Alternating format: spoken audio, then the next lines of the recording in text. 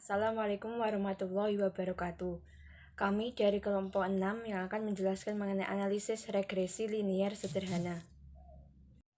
Saya Ayu Bina Lestari, NIM 253. Saya Septi Analisa Novianti, NIM 1240293270. Saya Windy Anita, NIM 272. Saya Diki Mahendra, NIM 274. Saya Fitri Agustin Purwaningrum, NIM 281. Regresi linier sederhana adalah metode statistik yang berfungsi untuk menguji sejauh mana hubungan sebab akibat antara variabel faktor penyebab X terhadap variabel akibatnya Y. Atau juga bisa dikatakan satu model persamaan yang menggambarkan hubungan satu variabel bebas atau prediktor X dengan satu variabel tak bebas atau respon Y. Regresi linier sederhana atau sering disingkat dengan SLR, Simple Linear Regression, juga merupakan salah satu metode statistik yang dipergunakan dalam produksi untuk melakukan peramalan ataupun prediksi tentang karakteristik kualitas maupun kuantitas.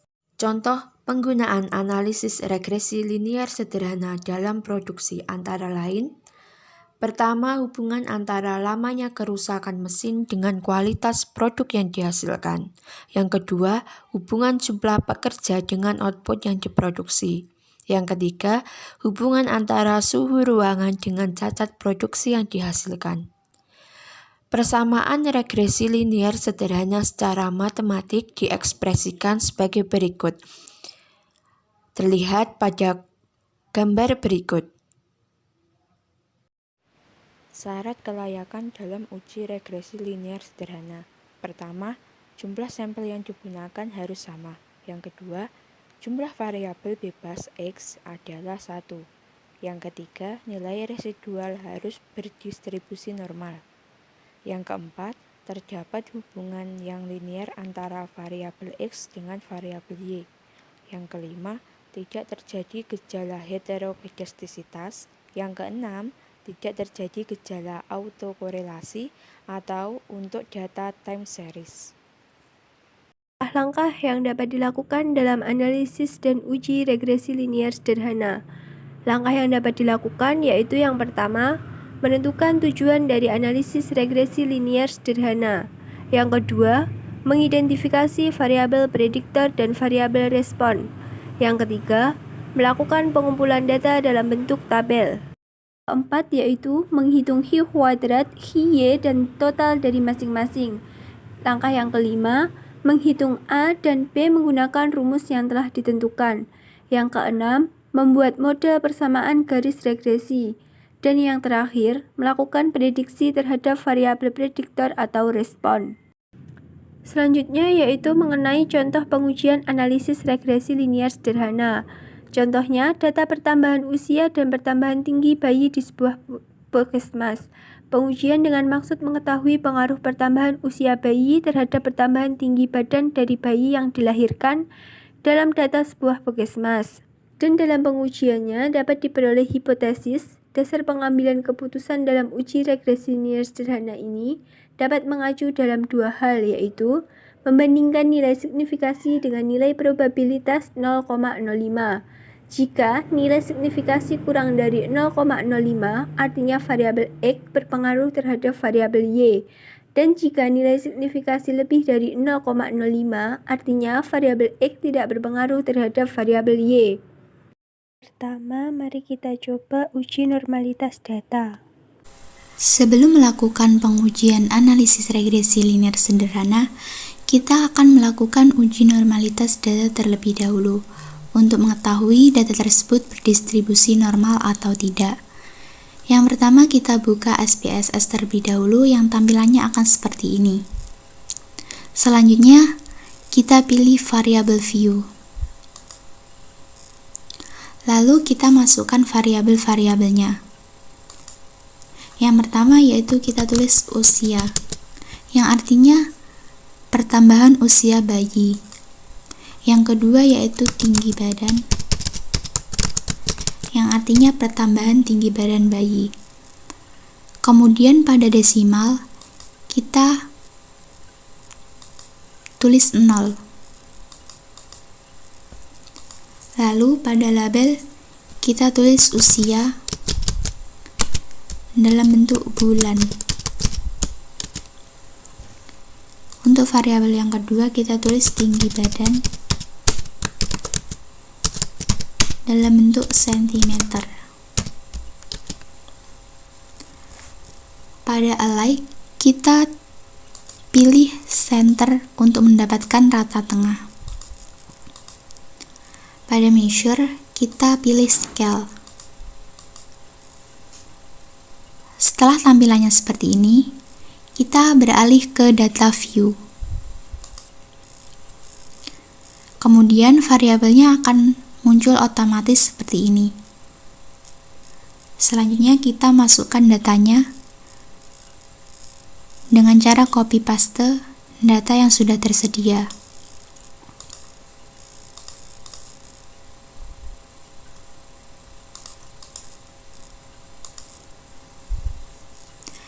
Setelah seperti ini, kita akan melakukan pengujian datanya dengan cara klik Analyze, kemudian pilih Descriptive Statistic,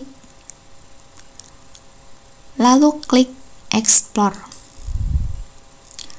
Kemudian kita pindah variabel-variabelnya ke dependent list. Lalu kita pilih plots, lalu centang bagian normality plot with test. Klik continue, kemudian klik OK. Selanjutnya, saya akan membacakan hasil output. Berikut output dari uji normalitas data. Terdapat dua metode, yaitu Kolmogorov, Smirnov, dan juga Shapiro-Wilk. Karena kali ini kita acuannya Shapiro-Wilk, dikarenakan jumlah data atau sampel yang kita uji kecil, maka kita lihat ke bagian tabel Shapiro-Wilk bagian kanan. Pada tabel test of normality dapat kita ketahui bahwa nilai signifikansi untuk pertambahan usia sebesar 0,197 dan pertambahan tinggi badan sebesar 0,080. Berdasarkan dasar pengambilan keputusan, jika nilai signifikansi lebih dari 0,05, maka data penelitian berdistribusi normal, dan sebaliknya jika nilai signifikansi kurang dari 0,05, maka data penelitian tidak berdistribusi normal. Nah, dapat kita simpulkan bahwa data penelitian pertambahan usia dan pertambahan tinggi badan berdistribusi normal, karena nilai signifikansi untuk pertambahan usia sebesar 0,197 lebih dari 0,05, maka data berdistribusi normal, dan nilai signifikansi pertambahan tinggi badan sebesar 0,080 di mana lebih dari 0,05, maka data juga berdistribusi normal. Dengan begitu kita bisa lanjut untuk uji analitis regresi linear sederhana karena telah memenuhi syarat uji analisis regresi linear sederhana, yaitu data berdistribusi normal. Kita tahu bahwa syarat uji analisis regresi linear sederhana adalah data berdistribusi normal, maka kita lanjut ke uji analisis regresi linear sederhana. Selanjutnya, kita akan melakukan uji analisis regresi linear sederhana. Pertama-tama, buka aplikasi SPSS kalian. Kemudian kita pilih variabel view. Di sini pada kolom name kita ketikkan X dan juga Y. Untuk label X kita ketikkan pertambahan usia, dan untuk kolom Y kita ketikkan pertambahan tinggi badan. Untuk bagian desimal kita rubah menjadi 0 semua, dan untuk bagian measure kita pilih scale. Setelah semua tersetting, kita pindah ke bagian data view. Di sini sudah terdapat variabel X dan juga variabel Y. Langkah selanjutnya adalah kita mengcopy paste data.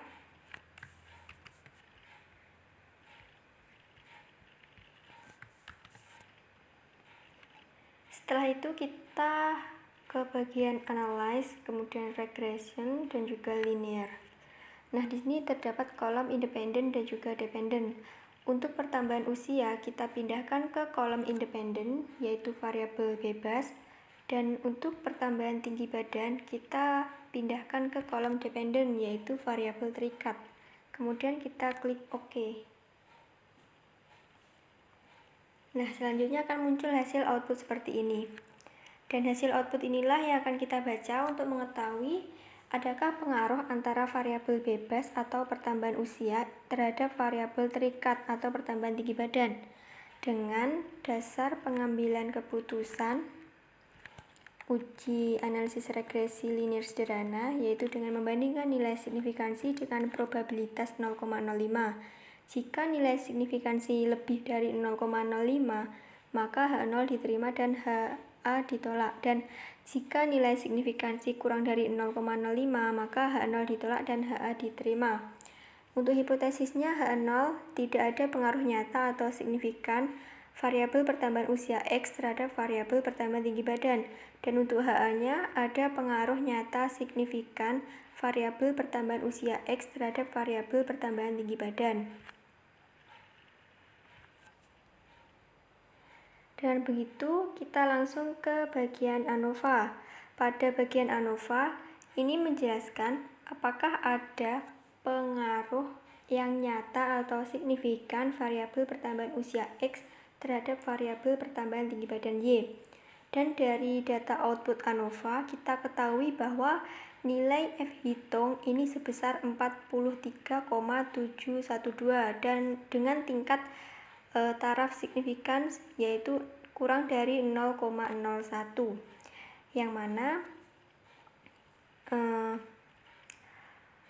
nilai signifikansi kurang dari 0,05, maka H0 ditolak dan HA diterima, yang berarti ada pengaruh variabel pertambahan usia terhadap variabel pertambahan tinggi badan. Nah, untuk mengetahui seberapa kuat hubungan atau pengaruh variabel X dengan variabel Y, bisa kita lihat dari tabel model summary. Dari hasil output ini, kita bisa mengetahui nilai R atau korelasi sebesar 0,902 dan dapat dijelaskan besarnya persentase pengaruh variabel bebas terhadap variabel terikat yang disebut koefisien determinasi yang merupakan hasil penguadratan R. Dari tabel output ini diperoleh nilai koefisien determinasi atau R square ini sebesar 0,814 yang dapat diartikan bahwa pengaruh variabel bebas X atau pertambahan usia terhadap variabel terikat Y atau pertambahan tinggi badan itu sebesar 81,4%. Dari mana kita dapatkan 81,4%? Yaitu dengan kita lihat R square, nilai R square output sebesar 0,814, ini kita ubah jadi persen dan didapat hasil 81,4%.